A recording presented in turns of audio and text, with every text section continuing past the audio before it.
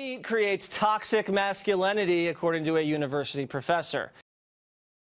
Eating meat is bad for you, it's bad for the country, and it reinforces gender stereotypes, apparently. Yeah. But it tastes so good.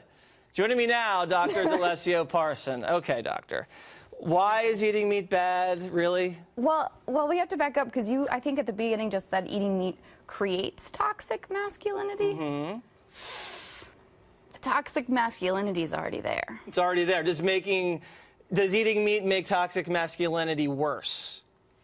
It's one of the ways in which it can reinforce existing kind of social structures, including patriarchy. Well, how does that reinforce social structures where men dominate eating meat?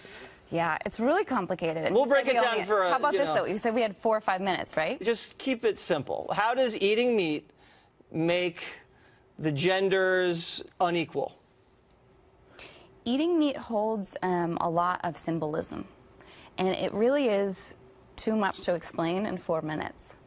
But it has to do with the fact that our individual level decisions, the things we decide to do as individuals, what we consume, what we put on our bodies, the things we buy and put in our households, are fundamentally political acts. Okay. Right? The personal is political. Okay. So I'm having a steak right now because I'm starving. I hear you. I wish I could have half of that, but this doesn't look vegan, and I'm trying to be vegan. You're a vegan? It's really hard because, I don't know if I told you, I'm from Wisconsin. Okay. And cheese was like one of my favorite things. See, that looks pretty good. It's a little rare, medium rare. Yeah. Is got this some nice dead animal, dead cow hanging on your fork. Is this bad that I'm eating meat? If you go hunting, that's a totally different story, right? The blood's on your hands. Right now, you're kind of just enjoying the benefit, and the blood's on someone else's hands, and that's not very fair. What if they want to hunt meat, or what if they want to raise cattle?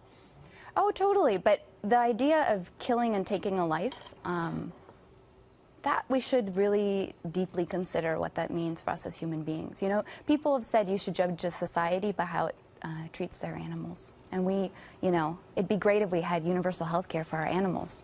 Universal health care for animals, that could be expensive. We can afford it, look. Really? Because we're $20 trillion in debt. I got some money. I got this. Do you care more about people or animals? I care about our world, and I think in order for us to achieve a more sustainable future, particularly regarding what's happening with climate change, we need to figure out how the 7.6 billion of us on this planet can be good neighbors. And we're really bad at being good neighbors right now. Okay, so why should I be a good neighbor to a squirrel? Well, you don't have to worry about, if you don't want to worry too much about the squirrel right now, the squirrel's part of nature, right? If you keep killing nature, what's going to happen to us, right? If we as people keep killing nature. Me too, right? Like, I still eat cheese a lot.